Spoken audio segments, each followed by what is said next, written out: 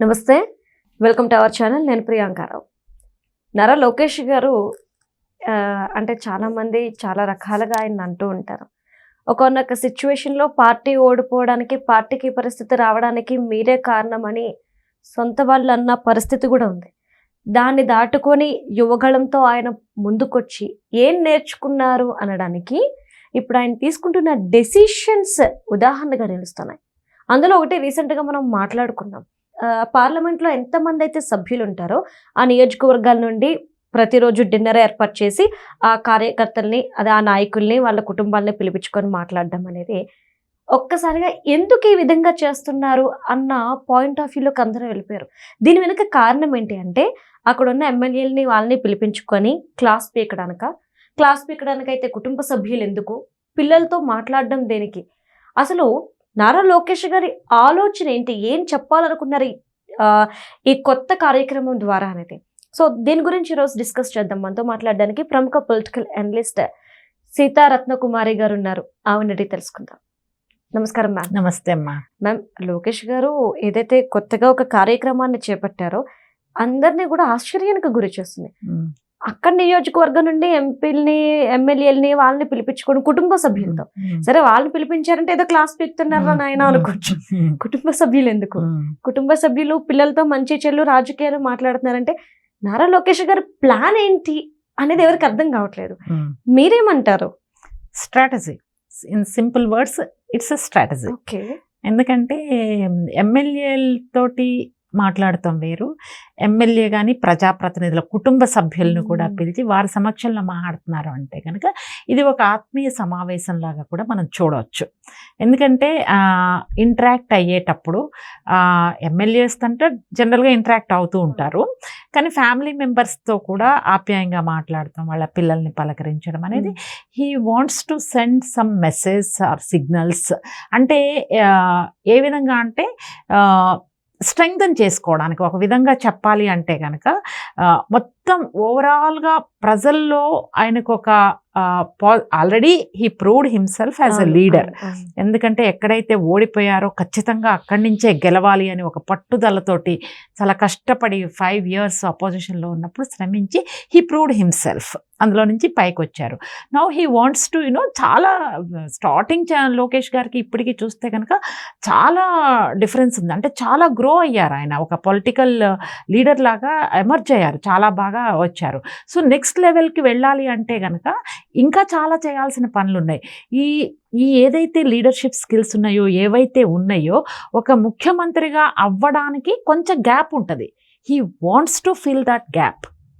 ఆ part of that process ఏంటంటే he is meeting all kinds of people అనమాట. అంటే అందులో కొంతమంది ఫ్యామిలీ మెంబర్స్లో ఉద్యోగస్తులు ఉండొచ్చు, హౌస్ వైఫ్లు ఉండొచ్చు, రకరకాల వాళ్ళ యొక్క వృత్తిపరంగా రకరకాలుగా ఉండొచ్చు. సో దీనివలన ఒక మెసేజ్ని ఆయన ఏం పంపించదలుచుకున్నారంటే ఆయన ఒక నాయకుడు లాగానే కాకుండా ప్రజాప్రతినిధులు, వాళ్ళ ఎమ్మెల్యేలు మంచి చెడు తెలుసుకోవడం, ఏ విధంగా ఉంది వాళ్ళ పల్స్, ఏ విధంగా ఉంది వాళ్ళ ఆలోచన విధానం, ఏ విధంగా ఉంది, ఎలా ఆలోచిస్తున్నారు, పార్టీ మీద కానీ బాబు గారి మీద కానీ ఇంటరాక్ట్ అయ్యేటప్పుడు మామూలుగానే ఇంటరాక్ట్ అవుతున్నట్టు కనిపిస్తుంది. కానీ ఆ ఇంటరాక్షన్ అయ్యేటప్పుడు లోకేష్ గారు అన్నీ అబ్జర్వ్ చేస్తారు, అన్నీ గమనిస్తారు. వాళ్ళ థాట్ ప్రాసెస్ ఎలా ఉంది, వాళ్ళు ఏ విధంగా ఆలోచిస్తున్నారు, ఎటువంటి ఆలోచనలు పార్టీ మీద కలిగి ఉన్నాయి, ఎటువంటి ఆలోచనలు నాయకత్వం మీద కలిగి ఉన్నాయి. So there are many parameters, అవి సైలెంట్గా అబ్జర్వ్ చేస్తారు, అది అంతర్లీనంగా ఉంటుంది. ఇంకా వాళ్ళ పార్టీ సభ్యులు అనేసరికి తెలుగుదేశం పార్టీ ఏంటంటే కార్యకర్తల దగ్గర నుంచి ప్రజాప్రతినిధుల దగ్గర నుంచి ఒక కుటుంబ సభ్యుల్లాగానే చూస్తారు వీళ్ళు. చంద్రబాబు నాయుడు గారు కావచ్చు, లోకేష్ గారు కావచ్చు. అందుకే కార్యకర్తలకు కూడా చాలా కేర్ కూడా ఎక్కువ తీసుకుంటారు. ఇన్సూరెన్స్, హెల్త్ ఇన్సూరెన్స్ తీసుకోవడము. సో కేరింగ్ ఉంది. ఎందుకంటే తెలుగుదేశం పార్టీకి కార్యకర్తలే బలమైన పునాది.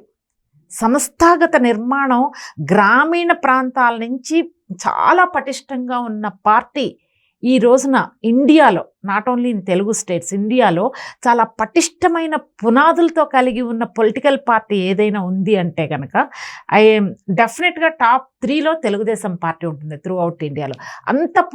అంత పునాదులు బలంగా ఉన్నాయి. ఈవెన్ తెలంగాణలో కూడా ప్రభావితం చేయడానికి అదే కారణం. ఆ స్ట్రక్చర్ అట్లా ఉంది తెలుగుదేశం పార్టీ. సో లోకేష్ గారు ఏంటంటే మేబీ ఇప్పుడు ఎమ్మెల్యేలు కావచ్చు, ఎంపీ నియోజకవర్గంలోని కొన్ని 7-8 అసెంబ్లీ నియోజకవర్గాలు ఉంటాయి కదా, that depends on the size of the parliament constituency. So వాళ్ళతో వెళ్తున్నారు. మేబీ నెక్స్ట్ లెవెల్ కిందకి వెళ్ళొచ్చు మళ్ళా.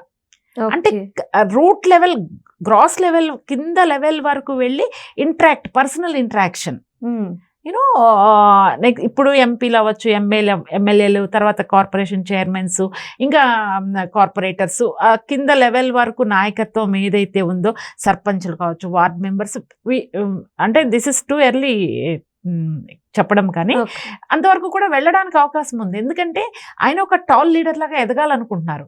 గ్రౌండ్ లెవెల్లోకి వెళ్ళి కూడా ఆ యువగళం పాదయాత్రలో ఆయన తెలుసుకున్నది చాలా గ్రౌండ్ లెవెల్లో ఏం జరుగుతుంది, ప్రజలు ఏం కష్టాలను అనుభవిస్తున్నారు, ఏం ప్రాబ్లమ్స్, అది ఆయనకి యువగళం పాదయాత్ర ఒక అవకాశాన్ని కల్పించింది. అంటే మ్యామ్, ఇప్పుడు ఆయన విద్యాశాఖను తీసుకున్న దానికి రీజన్ కూడా ఓటర్స్ అనే వాళ్ళు ఎక్కడి నుండి వస్తారు, స్కూల్ అండ్ కాలేజ్ స్టేజ్ నుండి. సో ఆ శాఖకి ఈయన మంత్రి కాబట్టి ఆయన మార్క్ ని పిల్లల మనసులోనే నాటే ప్రయత్నం చేస్తున్నారు. అంటే మీరు అన్నారు గ్రౌండ్ లెవెల్ నుండి పటిష్టం చేసుకుంటూ వస్తున్నారు, అందుకోసం ఆ శాఖ తీసుకున్నారు, దానికి న్యాయం చేస్తున్నారు. ఇప్పుడు తీసుకుంటున్న డెసిషన్స్ కూడాను ఫ్యామిలీకి వీళ్ళకి తన మార్క్ ఏంటి అనేది వేయడం కోసం అని చెప్పేసి అంటున్నారు. డెఫినెట్గా ఆయన మార్క్ని ఆయన డెవలప్ చేసుకోవాలి. ఎందుకంటే చంద్రబాబు నాయుడు గారు now he has lot of energy. ఆయన యువకుడే. ఆయనతో పోటీ పడాలంటే యువకులు కూడా పరిగెత్తాలి. పీటీ ఉషా రేంజ్ లో పరిగెత్తితేనే కానీ చంద్రబాబు నాయుడు గారిని అందుకోవడం చాలా కష్టం. సో ఒప్పుకున్నారా? That's true, that's fact. You know Lokesh గారు కూడా ఆయన స్థాయికి అందుకోవాలంటే ఆయన ఇంకా చాలా చేయాలి, ఇంకా చాలా కష్టపడాలి. ఫస్ట్ గ్రౌండ్ లెవెల్లో ఏం జరుగుతుంది అనేది తెలుసుకోవాలి. అది part of the process he started అనమాట. ఈ ప్రాసెస్ని ఇనిషియేట్ చేసింది. మీరు అన్నట్టు ఎడ్యుకేషన్ డిపార్ట్మెంట్కి ఆయన మంత్రిగా ఉన్నారంటే ఓకే, ఇవాళ స్టూడెంట్స్ రేపటి పౌరులు, ఓటర్స్, పొలిటీషియన్స్ అందరూ ఓటర్స్ లాగానే ట్రీట్ చేస్తారు అనుకోండి. అది nobody is exempted for that. So ఆయన తీసుకున్నారు. అయితే ఇక్కడ నేను ఒకటే, మీరు అన్నారు కాబట్టి చెప్తున్నాను, ఈయన ఇంటరాక్ట్ అవుతున్నారు, కలుస్తున్నారు, దట్ ఈస్ ఫైన్. ఆంధ్రప్రదేశ్లో నేను ముఖ్యంగా విన్నది ఏంటంటే very very high level corruption జరుగుతుంది ఇన్ ఎవ్రీ డిపార్ట్మెంట్. సో అది కొంచెం దాని మీద అయితే నజర్ పెట్టాల్సిన అవసరం ఉంది. అది ఎడ్యుకేషన్ డిపార్ట్మెంట్ కూడా ఎగ్జామ్టెడ్ ఏం కాదు. సో ఈ ఏరియాలో కూడా లోకేష్ గారు కాన్సన్ట్రేట్ చేయాలి. That is my point. ఎక్కడైతే అవినీతి జరుగుతుందో, ఎక్కడైతే ప్రజలకు ఇబ్బంది జరుగుతుందో, అవినీతి వలన ఎండ్ ఆఫ్ ద డే ప్రజలే ఇబ్బంది పడతారు. సో గవర్నమెంట్ శాఖల్లో, అన్ని శాఖల్లో ఎక్కడైతే అవినీతి జరుగుతుందో దాని మీద ఉక్కుపాదం మోపాల్సిన అవసరం ఉంది. అయితే అట్లీస్ట్ ఆయన చూస్తున్నటువంటి శాఖల మీద అయినా కూడా ఆయన ఉక్కుపాదం పెట్టాలి. ఎందుకంటే అది కూడా ప్రజల్లో ఒక పాజిటివ్ ఇంపాక్ట్ లోకేష్ గారి మీద రావడానికి అవకాశం ఉంటుంది. ఆయన ఇది ఒక పెద్ద లీడర్గా ఎమర్జ్ అవడానికి, ఎస్టాబ్లిష్ అవడానికి ఏవైతే స్టెప్స్ తీసుకుంటున్నారో, అవినీతిని కంట్రోల్ చేయడం ప్రభుత్వ శాఖల్లో అనేది కూడా చాలా గట్టిగా లోకేష్ గారు తీసుకుంటే that directly hit to the people of Andhra Pradesh. వాళ్ళు చూస్తారు, వాళ్ళు తీసుకుని వీళ్ళు అవినీతిని కంట్రోల్ చేసే స్టెప్స్ ప్రజలకు బెనిఫిట్ అవుతుంది, ప్రజల్లో ఒక పాజిటివ్ ఇంపాక్ట్ అవుతుంది. ఎస్, లోకేష్ గారు dynamic leader, he is taking serious steps against corruption, whoever it is, whether IAS, IPS, ఏ లెవెల్లో ఉన్నా కూడా ఉక్కుపాదం మోపితే గనక ప్రజల్లో చాలా పాజిటివ్ ఇంపాక్ట్ అనేది వస్తుంది. దాని మీద ఒకటి ఫోకస్ పెట్టాలి. అంటే అది ఒక ఆంధ్రప్రదేశ్లో ఉందని చెప్పను, త్రూ అవుట్ ఇండియాలో కరప్షన్ లెవెల్స్ అనేవి ఉన్నాయి. సో దాని మీద మాత్రం కొంచెం సీరియస్గా ఆలోచిస్తే లోకేష్ గారు ఇంకా ప్రజల్లో చాలా, ఎందుకంటే ప్రతి తెల్లారు లేస్తే అందరికీ గవర్నమెంట్లోనే పనులు ఉంటాయి రకరకాల శాఖల ద్వారా, ప్రతి చోట పనులు లేదే అవ్వని పరిస్థితి. ఇది నేను అందరూ చెప్పుకుంటుంటే విన్నటువంటి ఇది.